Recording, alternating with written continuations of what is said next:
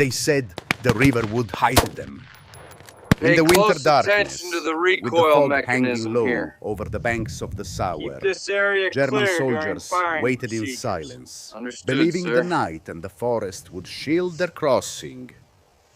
What they did not know was that the old rules of survival on a battlefield were about to disappear.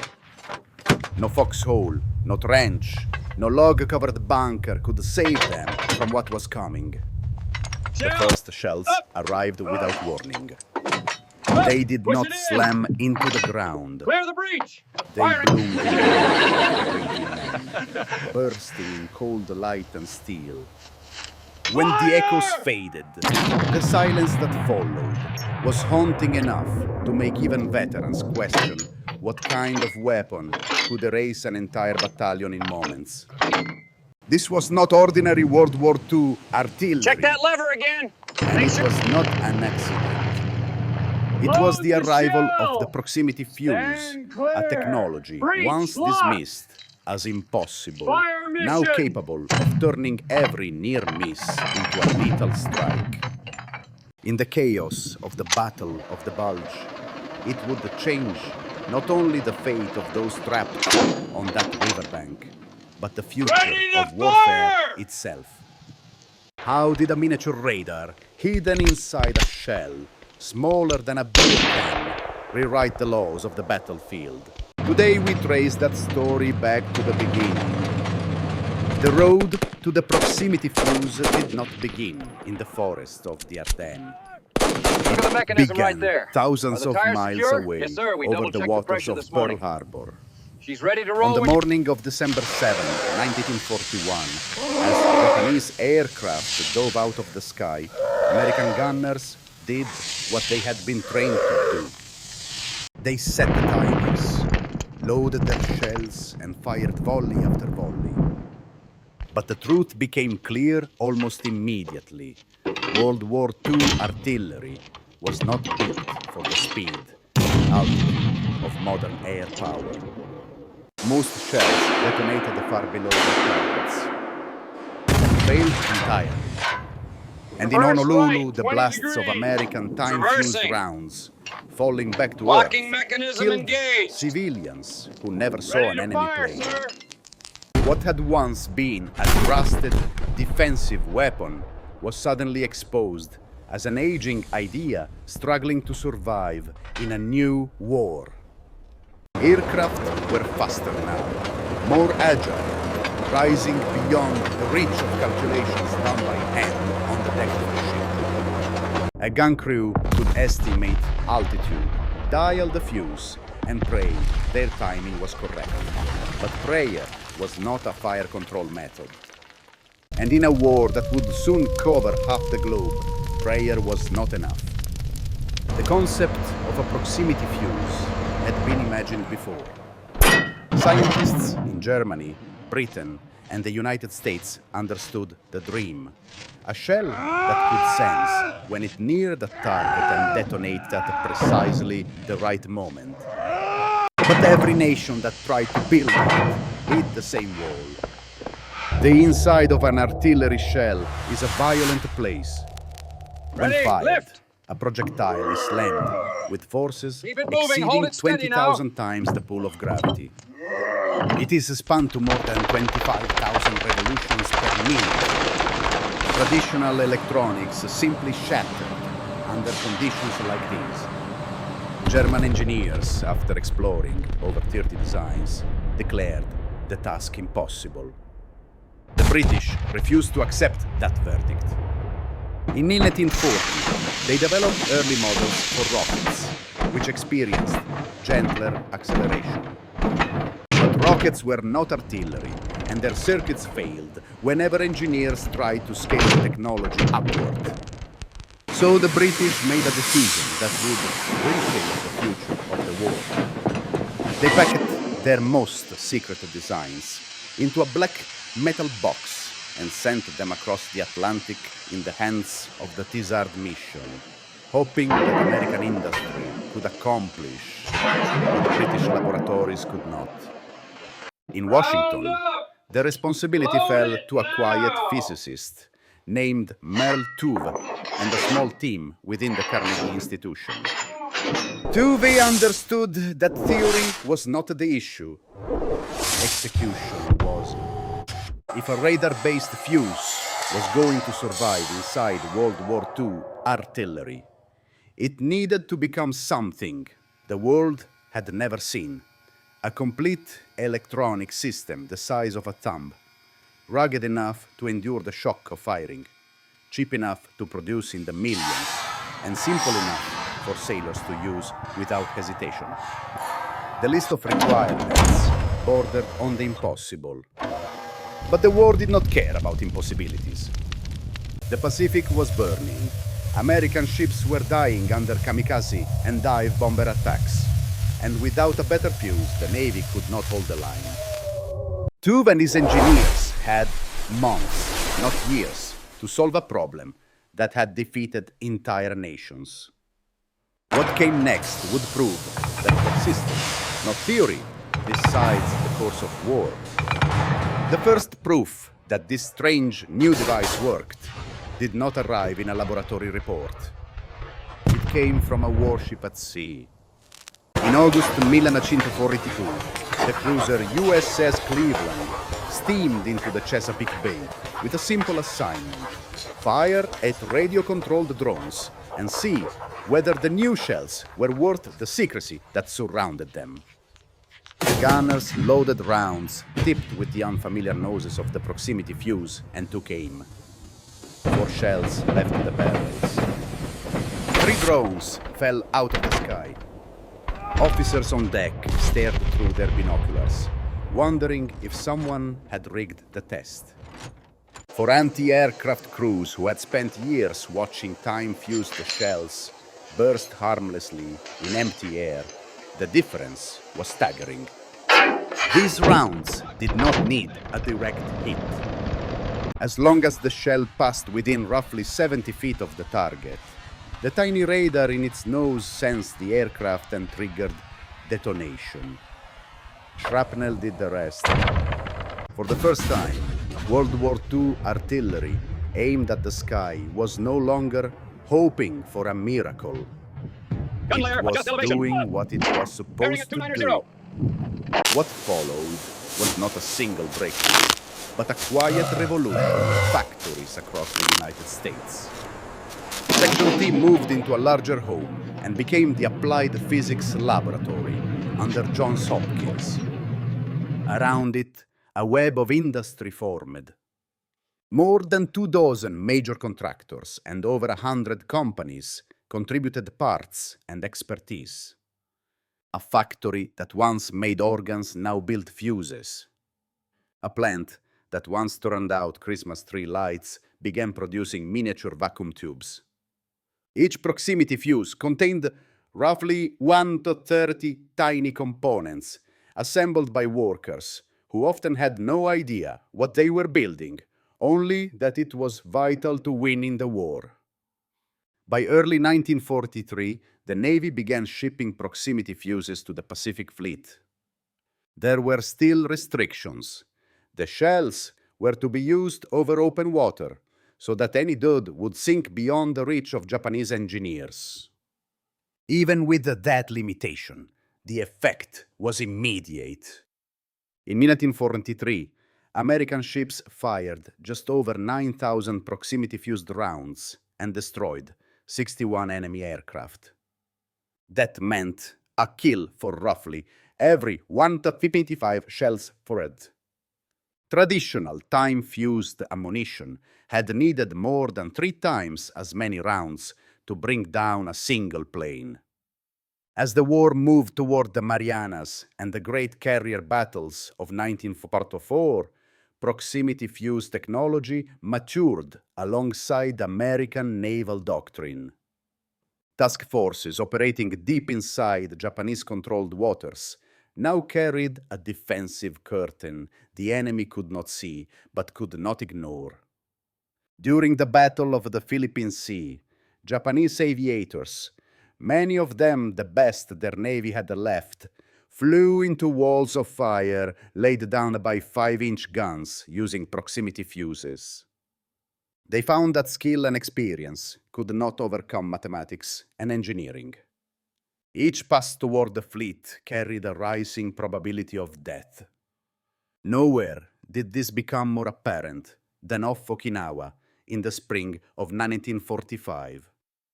By then, Japan had turned increasingly to kamikaze attacks, hurling aircraft packed with explosives directly at Allied ships.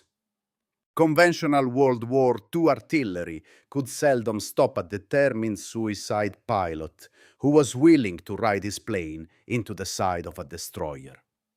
But proximity-fused fire changed the geometry of the fight.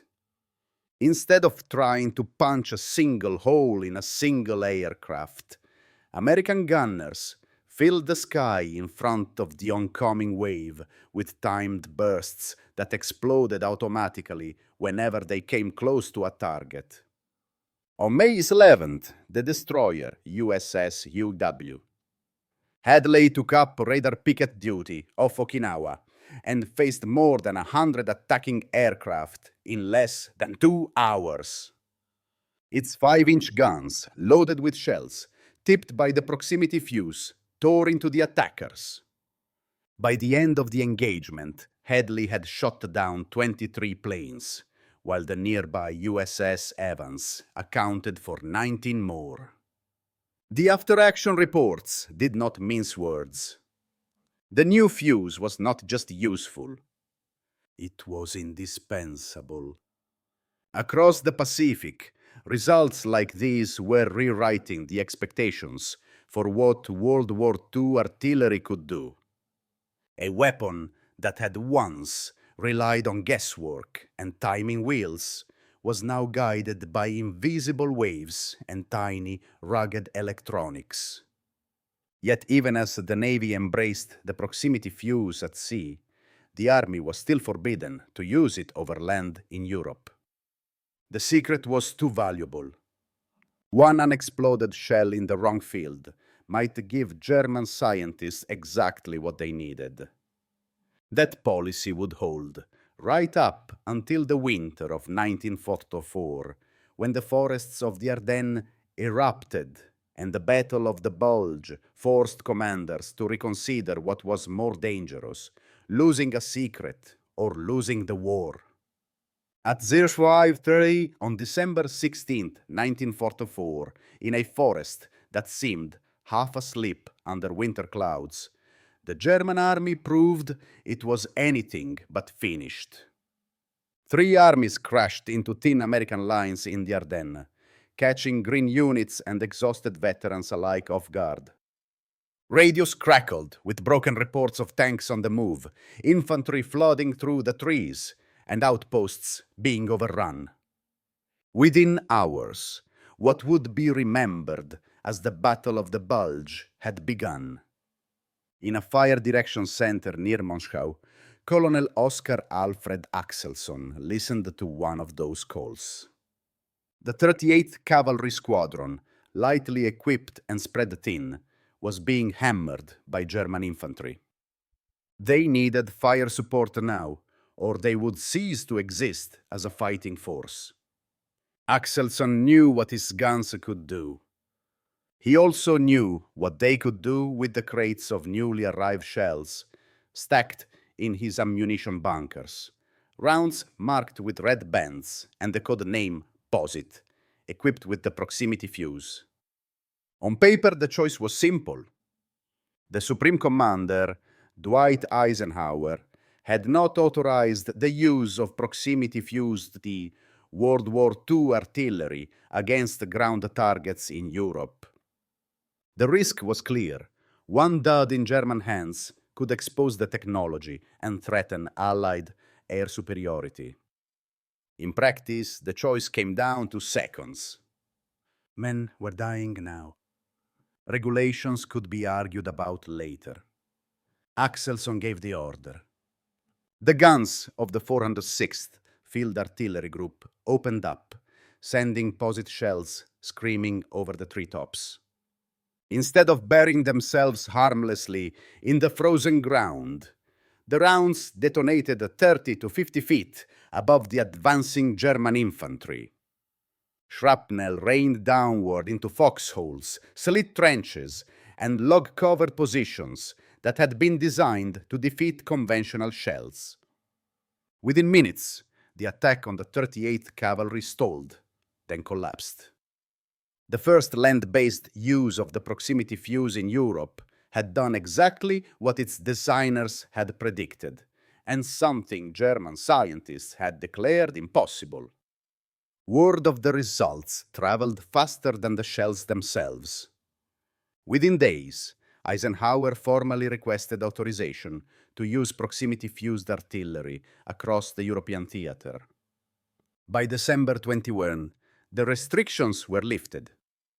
For the first time, American gunners in Europe were free to unleash the full potential of this new World War II artillery. German units quickly learned that something had changed. Patrols caught in the open were shredded by airbursts they never heard coming. In places like the Hürtgen forest, bodies were found with wounds so severe that one American ordnance officer described the effect as a meat grinder. Then came the night on the Sauer River near Echternach, Luxembourg. A German battalion gathered along the banks, preparing to cross. There was little cover, no deep trenches, no bunkers carved into the hillside, just men, equipment, and the dark. American observers called in fire. Batteries loaded proximity-fused shells and fired a concentrated barrage over the river and its crowded shore. This time, there were no near misses. The rounds burst above the massed troops, sweeping the riverbank with steel from directly overhead. There was nowhere to hide, no time to move, no shelter from fragments, angling down into every fold of ground. In a letter to the War Department, General George Patton described the result with brutal clarity. The new shell with the funny fuse is devastating. We caught a German battalion which was trying to get across the Sauer River with a battalion concentration and killed by actual count 702. Under similar conditions, conventional shells might have killed dozens. With the proximity fuse, one barrage killed hundreds. In a single night on a cold riverbank, the assumptions that had guided generations of artillery doctrine, dig deep, stay low, ride out the storm, collapsed. And across the front, German soldiers began to understand that in the Battle of the Bulge, even the ground above their heads was no longer neutral. The arrival of the proximity fuse on European battlefields did more than tip the scales during a desperate winter offensive. It forced a fundamental shift in how armies understood artillery power, defensive positions, and even the psychology of survival under fire. Long before the war's end, commanders on both sides realized that a new era of warfare had quietly begun, one in which the very concept of cover had been rewritten. For Germany, the immediate impact was catastrophic. The Wehrmacht had designed its infantry doctrine around the assumption that trenches, foxholes, and log bunkers could shield soldiers from most artillery effects. That belief had been valid for decades. A shell that detonated at ground level sent its force outward, not downward. A soldier dug deep enough could survive even a close blast. But proximity-fused shells detonated overhead, turning every defensive position into a funnel for shrapnel. Troops in the Ardennes quickly learned that even a well-constructed bunker could be penetrated by high-velocity fragments raining from above. Reports from captured German soldiers revealed the psychological shock. Units ordered to advance into areas known to be covered by American artillery sometimes refused to leave their bunkers. Others attempted to charge with their hands raised, shouting "Kamerad," hoping to surrender rather than face another barrage. The sense of helplessness was unlike anything they had experienced. They could not hear the shells, could not anticipate the bursts, and could not find the shelter from the fragments falling vertically like steel sleet. On the American side, the fuse's impact on operational planning was immediate. Commanders discovered they could break up massed formations, halt river crossings, and destroy assembly areas with a fraction of the ammunition previously required. Fire missions that once demanded careful observation and precise timing now required only an approximate target location. The fuse handled the rest, detonating at the ideal height regardless of weather, terrain, or visibility. This proved decisive during the weeks of heavy overcast that initially grounded Allied aircraft during the Bulge. What should have been ideal weather for German movement turned into a death trap the moment proximity fuses entered the fight. Strategically, the fuse accelerated the collapse of German offensive capability in the west. The Ardennes counteroffensive relied on speed, concentration, and the ability to overwhelm thin American lines. But proximity-fused artillery punished concentration more severely than any previous weapon. German battalions caught in forests, towns, river crossings, or assembly zones were shattered before they could attack or regroup. By late January 1945, when the Bulge finally closed, Allied commanders openly credited the fuse with helping prevent a far deeper German penetration toward Antwerp. Beyond the immediate battlefield, the proximity fuse reshaped artillery doctrine for the post-war world. The assumption that infantry could survive bombardment through entrenchment alone, an idea born in World War I, was gone. Armies now had to disperse, dig deeper, and avoid static defenses that could be targeted by airburst fire. Future doctrines emphasized mobility, counter-battery fire, and electronic warfare to neutralize increasingly precise and deadly artillery systems. In the end, the proximity fuse did more than make artillery deadlier. It changed how armies conceived protection itself. The sky, once merely the medium through which shells traveled, had become a weapon. The proximity fuse was not the kind of invention that appeared in newspapers or inspired patriotic posters. It arrived quietly, hidden inside a steel casing, classified at the same level as the atomic bomb, assembled by workers who never knew what they were building. Yet on the battlefields of 1944 to 1945, it reshaped the course of the war with a decisiveness few weapons in history have ever matched. In the skies over the Pacific, it blunted the kamikaze threat. In the forests of the Ardennes, it robbed the German army of its last real chance to change the war's momentum.